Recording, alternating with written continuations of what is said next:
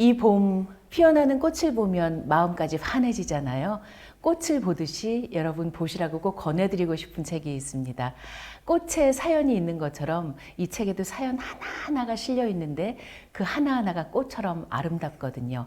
삶이 내게 잘 지내냐고 물었다를 펴내신 작가이자 인문학자인 김경집 선생님 모셨습니다. 반갑습니다. 네, 반갑습니다. 네.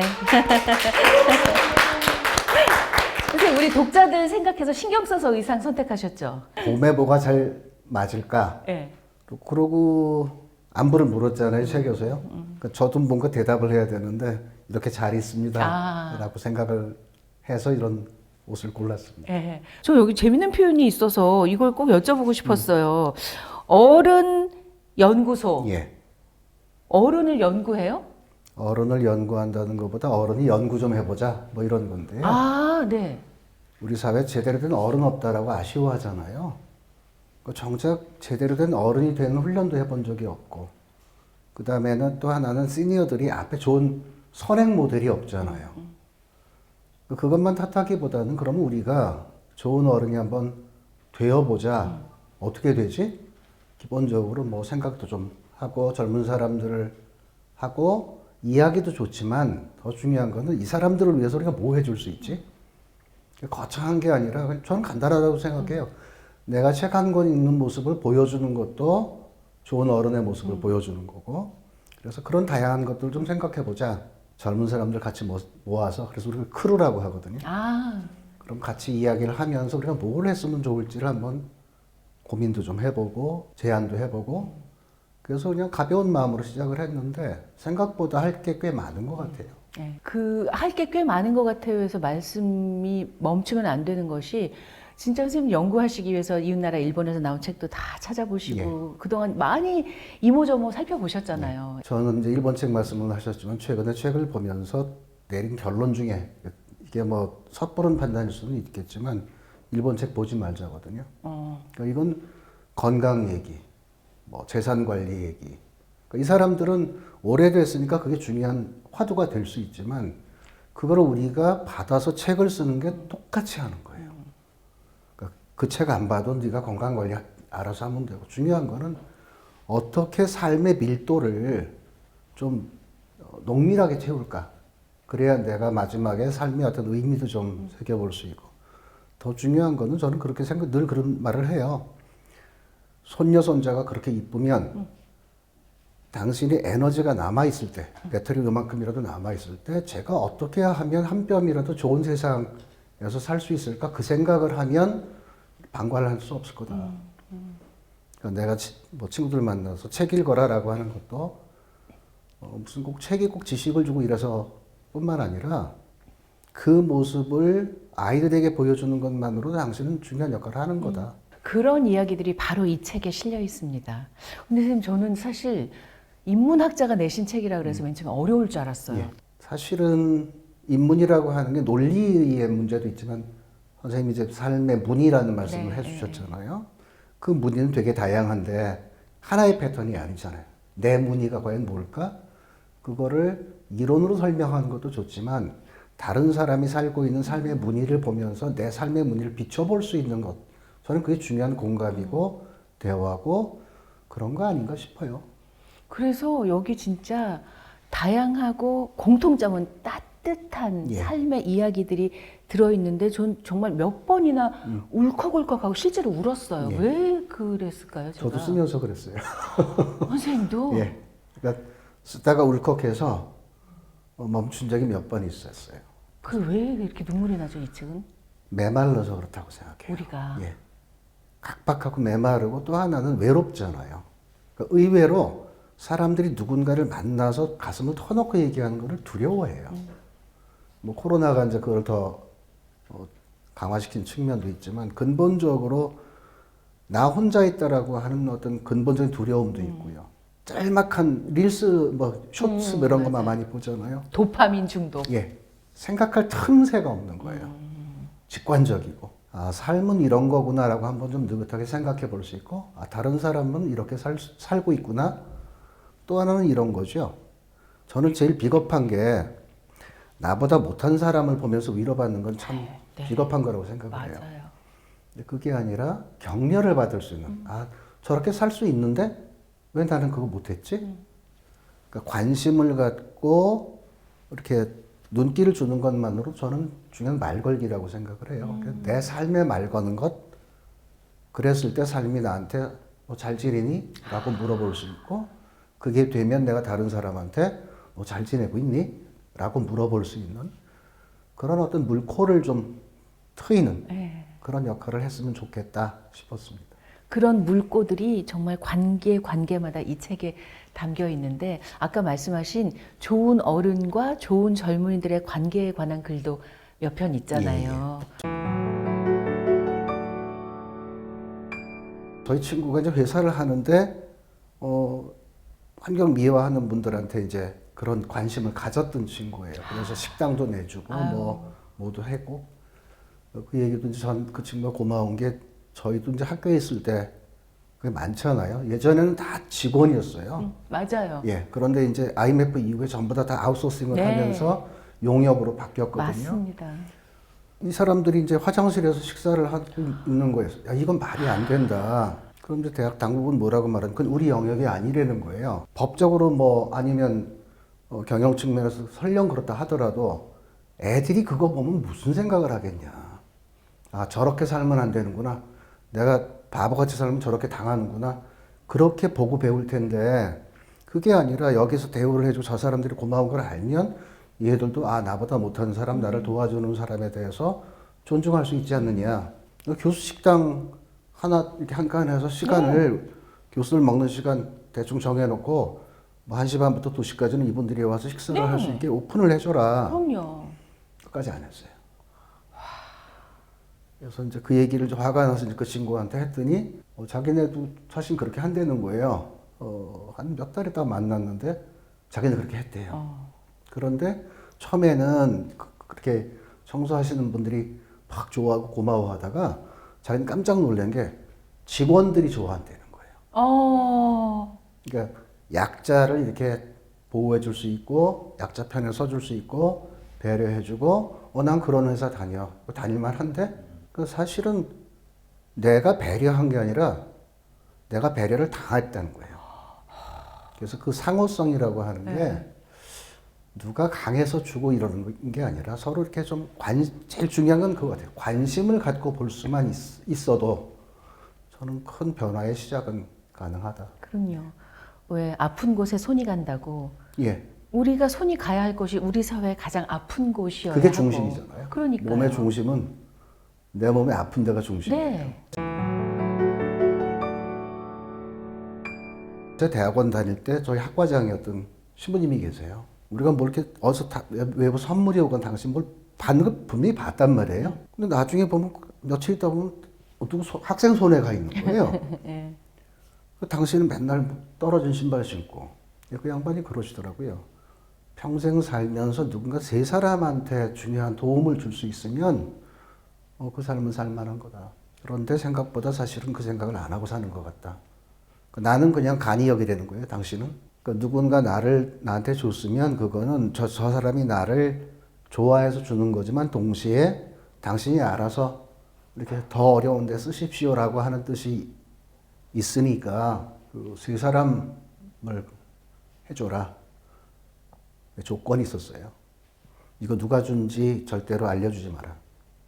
그 다음에 조건 하나가 뭐냐면 고리대금업인데 내가 이걸 주면서 너도 다음에 기회가 되면 누군가 세 사람을 도와줘라. 진짜 고리죠. 3배잖아요. 예, 3배예요. 예.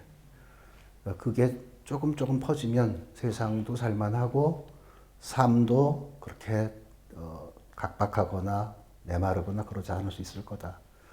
그러니까 중요한 게 그거죠. 나보다 약한 사람에게 뭔가 도움을 줄 수 있다라고 하는 것도 그건 축복이다. 실제 학생의 장학금을 마련해 주셨잖아요. 홀어머니 밑에 있는 성악 전공하는 친구였어요. 집은 부산이고 얘는 1학기만 다녀요. 그래서 아니 어떻게 넌 1학기만 다니냐? 그럼 이제 휴학할 때쯤 되면 와요. 선생님 저 다음 학기 못 올 것 같아요. 나중에 이제 학생들한테 물어봤더니 한 학기 아르바이트해서 또 한 학기 다니고 8년을 다녀야 되는 거예요. 야, 이거는 도저히 안 되겠다 싶어서 친구들한테 이제 선배들 맨 처음에는 프루덴셜 회장 사장하는 선배한테 가서 형 이런 사람 이런 학생이 하나 있는데 좀 도와줘 그랬더니 뭐 하나도 안 물어보고 등록금이 얼마니? 난 한 학기 내가 대줄게. 그래서 이제 그 선배가 한 학기를 대줬고 또 생활비도 있어야 될 거 아니에요. 그렇죠. 친구들 중에 사업하는 친구들도 좀 있고 그래서 얘기를 했더니 나는 많이는 못 줘도 내가 반 낼게. 뭐 이렇게 해서 모여서 그 친구를 줬었죠. 약간의 중독이 있었던 거는 그러고 났더니 이제 물어보는 거예요. 가끔만 내면. 야, 나 지난번만큼은 못 내는데 혹시 그런 애들이 뭐 여전히 있을 텐데. 그래서 한 3년을 그렇게 했죠. 7년째 연락이 온 거예요. 저 갚았습니다. 그러면 좀 밑도 끝도 없이 이게 뭐야 그랬더니 어제 3사람한테 하는 거 한 사람한테 했다고. 그때 얼마나 고마웠는지 몰라요.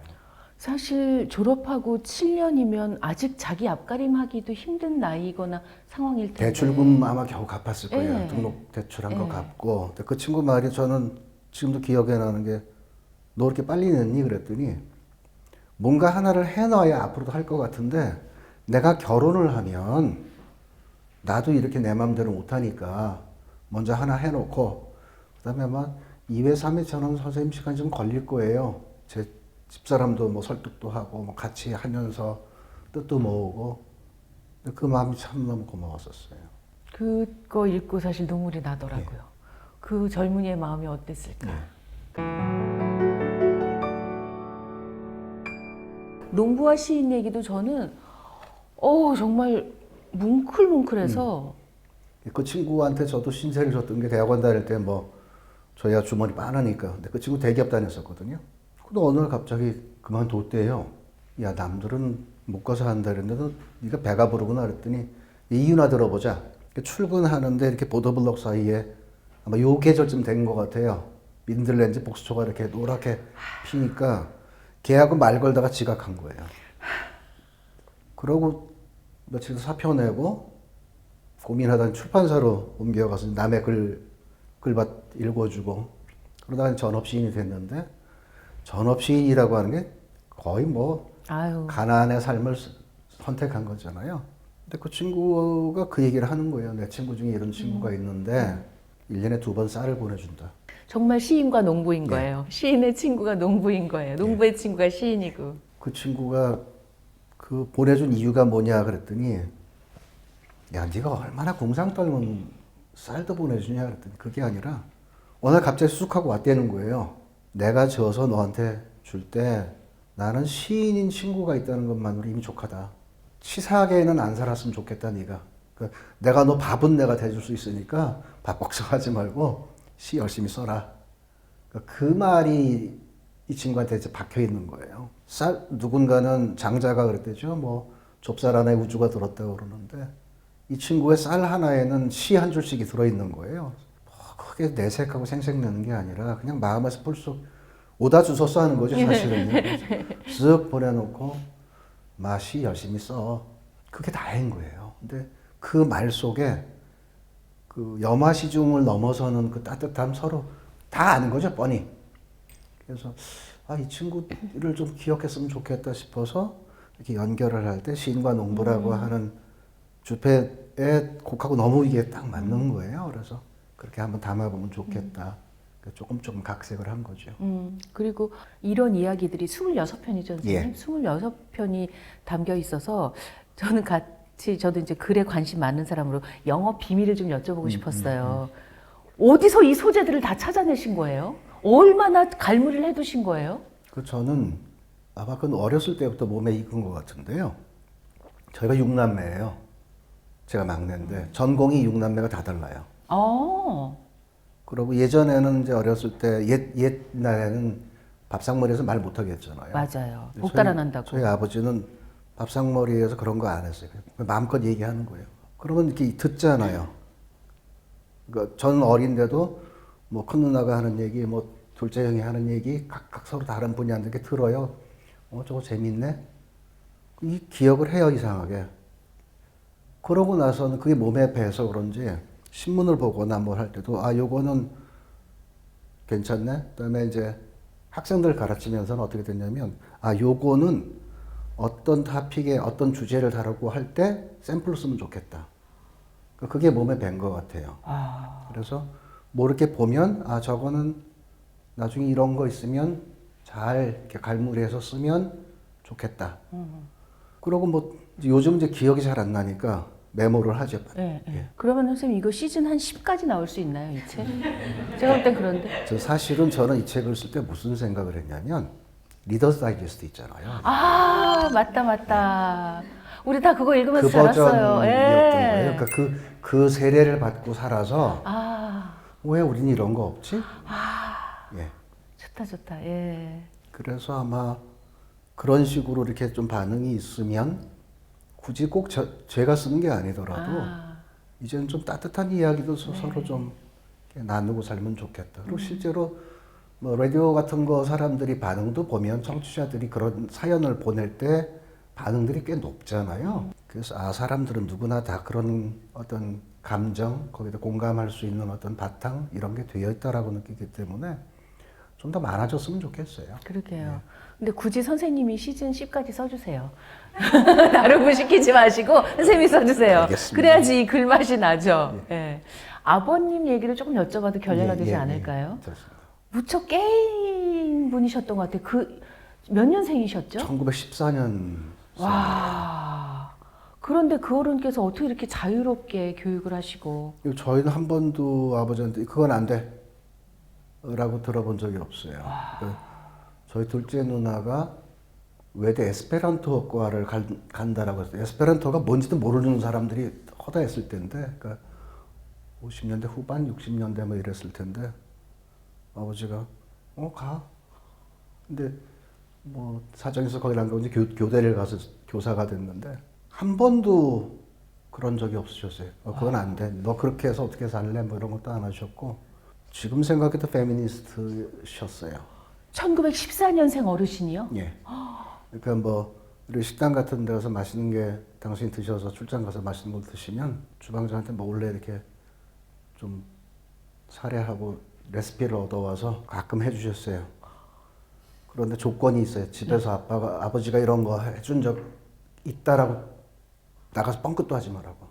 그쵸. 네, 그때 흉이니까. 그럼 남자 보기 못 들어가면 안 되는 때였잖아요, 그때는. 예.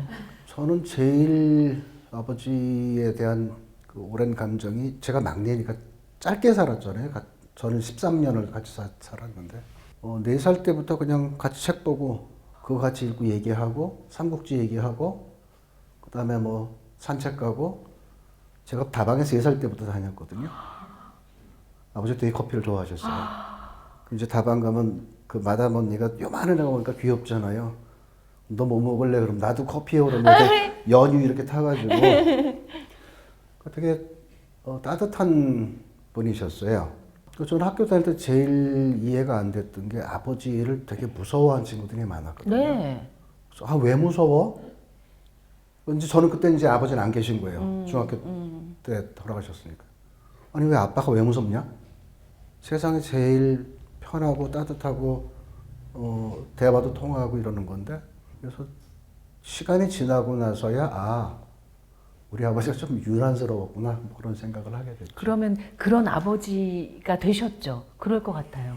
그만큼 못된 거거든요. 왜냐하면 우리 때는 알아서 컸잖아요. 형들 속에서 네, 문화 맞아요. 속에서. 예. 근데 이제 저희가 아이를 키울 때는 진짜 그야말로 치열한 경쟁 사회잖아요. 그러다 보니까 마음이 급한 거예요. 이거 안 하면 뭐라고 좀 질책도 하고 뭐. 그래서 왜 나는 그렇게 받았는데 왜 내 새끼한테는 못하지?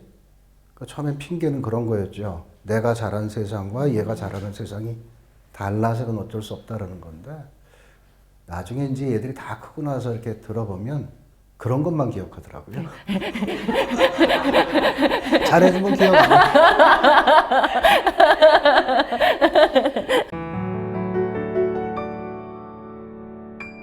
거봐요. 선생님이 쓰셔야 되죠, 이 책은? 다른 사람이 쓰면 안 된다니까요. 선생님이 이렇게 많이 알고 계시고 이렇게 친절하게 풀어주시고 그리고 계속 눈물 나게 만드시거든요. 책 처음부터 끝까지 계속. 저는 눈물이 났으면 좋겠다 생각하는 거는요.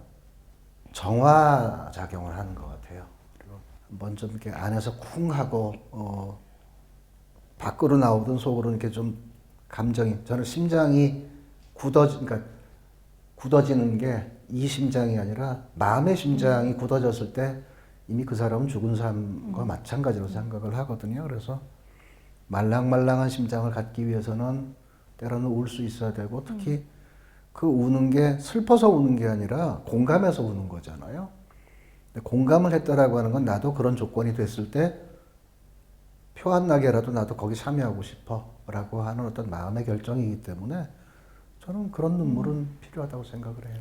이 책에 보면 저는 그 어휘에 관심이 많은 예, 사람이라 동그라미 치고 간직하고 싶은 어휘들도 진짜 좋은 어휘가 많이 나오고 남들이 잘 안 쓰는 어휘도 아주 그 잘 고르셔서 잘 배치를 해놓으셔서 어휘를 보는 즐거움도 있고 좋은 문장도 너무 많아서 제가 요즘 주변에 널리 전파하고 있는 선생님 책의 문장은 최고의 행복은 사랑받고 있다는 확신이다. 맞아요? 예. 저 요새 주변에 널리 전파하고 있어요. 저는 그게 제일 사람의 자존감을 높여주는 핵심인 것 같아요. 근데 거꾸로 그렇게 해줄 수 있는 사람이 되는 게 더 즐거운 거죠. 진짜 늘 딱딱하고 어려운 책만 내셨거든요. 그러다가 나 이 책도 그럴 줄 알고 너무 겁이 났는데 너무 말랑말랑하고 그러면서도 너무 뭉클뭉클하고 이 봄에 너무 잘 어울리는 책을 펴내주셔서 감사합니다. 우리 다음에는 시즌 2에서 만나요. 알겠습니다. 감사합니다. 예, 고맙습니다.